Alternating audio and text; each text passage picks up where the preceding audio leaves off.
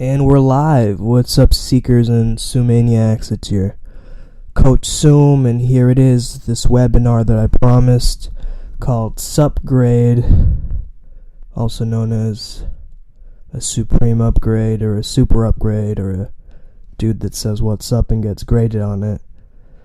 No, maybe not the last one. Anyway, I'm here to introduce some concepts to you.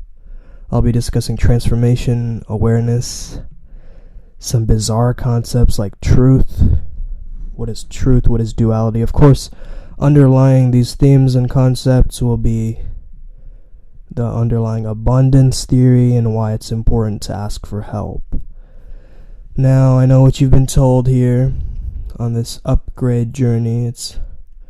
You've been told that you need fixing, that you're broken.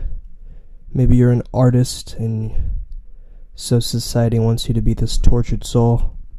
And slowly what we do is we start to create this stereotype based on creative people and creative individuals. And now before we begin, I want you to crush that idea of what you thought a seeker or a creative, enlightened individual looks like. And let's get into some of this ancient wisdom that's been hidden in many cliches and metaphors that have been handed down throughout generations. So there's this idea from Harry Potter, right? Nicholas Flamel, he turned lead into gold. That was something called alchemy, alchemet, something pertaining to Egypt, some idea that says that lead can turn into gold. But what does that really mean? It means that you remove all that is impure and what remains is pure. So it's taking this literal concept, and what I'm saying is this is an alchemy on a spiritual level. It's the greatest self-help secret of the ages, to say. Now, many of great books that I've read myself, it's been written on the idea on how to improve ourselves, how to become optimized, how to be the better person. But these books leave us feeling that we want to be better and we must improve, that we're not happy as we are, that we're lacking something to begin with.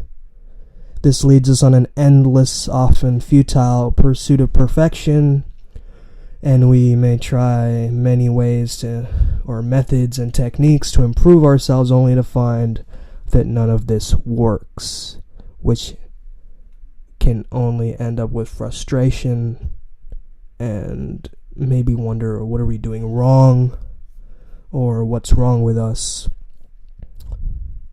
We accumulate impurities and negative thoughts and poor self-esteem, and so we need to live up to the expectation of others.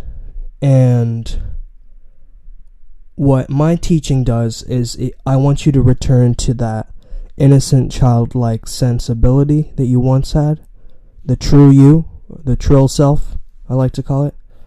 So I'm saying that we need to eliminate this said impurity that you've gotten from the schooling system, that you've gotten from parents, that you've gotten from people that you respect or not respect, that you've learned over time and has been embedded in your subconscious mind. Now, the really wonderful thing about this is that we don't need to remove everything at once. So, by removing one negative aspect of ourselves, we become more and more upgraded. And this kind of subgrade is to reach our authentic, true self. It's not to reach a better self, but it's to reach our true self, right? And that's kind of the message that I want to leave you with. And so words that you choose are going to leave a lasting impression in your brain. So I want you to take powerful deep breaths as you listen to my voice and note down some words that I tell you, which really makes you go, wow, this makes me want to take action. You know, Darth Vader said, your choices define your destiny. Choose wisely. I don't know why I'm quoting Darth Vader, but if you become a person, you have to know what you think about, right? A man is what he thinks about all day long, said Emerson. And so, in these gifts that you've been given throughout your life, you've kind of pushed them aside. You've been like, oh yeah, I have a gift. Or something like that, I guess. I guess I have a gift. I'm not too sure. But you do have a gift, right? But you choose to make all these excuses for yourself. You put yourself at the mercy of external events, right? I know I do. I know that I constantly self-sabotage, and I do it on a regular, so I know that there's a shift to be made in my subconscious. So it's important to keep in mind that change is a process, right? It doesn't happen overnight. It occurs one step at a time, and that's what I'm telling you to do. And so these changes are simple. We form a mental image of the person we want to become, and we acquire the skills, the knowledge, the behavior, and qualities that this person would possess. Right? We think what this person would think, we speak as this person would speak, and we learn what this person would learn. We read what this person would read, and we associate with only those types of individuals whom this person would associate with, and we feel and act as if this person would act out. So, when we merely dream of bettering ourselves, we do nothing. We just think about it. This is the so-called law of attraction sometimes. People just think about it. They make their vision boards. They desire something, but when those thoughts and actions are in harmony, that's when we can truly create what we desire to become. We complain, we find the excuse that times are tough, we don't possess the skills, or that we're born into the wrong family, or that, at this moment, there is someone out there working on an idea or an invention. Now, that person isn't concerned about the economy or what the politics is like or what skills they possess. Okay? They're focusing on the present moment right now because that is their dream. They're bringing their dream into reality. Right?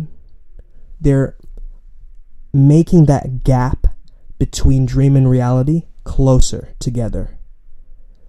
And when you start to do that, when you really start to do that, when you determine and define your own character, your character determines your destiny. And that's really a weird concept to really wrap your mind around, but if you consider the fruits of your labor and the adventures and the fulfilling moments that you've come to change, and how many times have you dyed your hair or changed your clothing style? It's a change. Life is a change. We wore blue yesterday, so we must wear red today because we can't wear the same color, right? People do this all the time. We make all these changes in our hunger to experience our lives in slightly new and different ways. But when it comes to the long term, we have to take a different approach. So, the way things are today, they'll remain forever, and we plan our futures, careers based on this presumption. However, careers in which we've trained ourselves when we were 18 may no longer be in demand in the future. But we choose to cling to them? What? Relationships, both personal and social, that were established many years ago may no longer be harmonious with who we are today. Will we continue to hold on to their familiarity? We also embrace old beliefs and opinions which are no longer valid. Right? These are all cycles. And every cycle comes to an end. But a new cycle can replace it. It can even be a better cycle, man. If we refuse to accept this eternal truth, we find ourselves building these foundations on shifting sands. So, think of it like a crystal that comes into existence, and then all this emptiness, stubbornness, regret, struggle, melancholy, all that hits it. And then a new cycle begins. But all that old cycle, it still was the monument that you are today. Do you understand? So in your incarnation of this person who's listening to this podcast, that has many different opportunities for you to draw inspiration from by embracing the change that life is coming to offer you, and find yourself gazing into the horizon, which many of us like to do, and really come to terms with that change. And listen, open your ears and listen to the little gut feelings and the little signs that the universe is telling you, and properly develop your spiritual talent. Not that you should only rely on them alone, but you can look for the warning signals. They are there. The truth is all around us. We just need to observe and verify what it is we're either hearing or experiencing, and keeping in your mind, if it doesn't feel right, just don't do it, man. And if it feels right, just freaking do it. Thank you. This was episode 1 of my webinar series Supgrade. I hope you enjoyed my little rant. I don't know why I'm speaking in a British accent, maybe because I'm in Britain right now. But I'll leave you with that. Hope it's gotten you to ponder a lot about your own existence. And I hope you wrote down those words that I told you to write down, like what words stood out for you.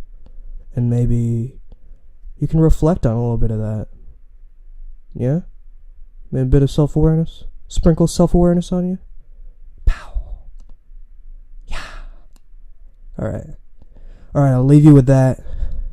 Good morning, good night, good day, wherever you are, whatever time zone. Peace. Step your life game up.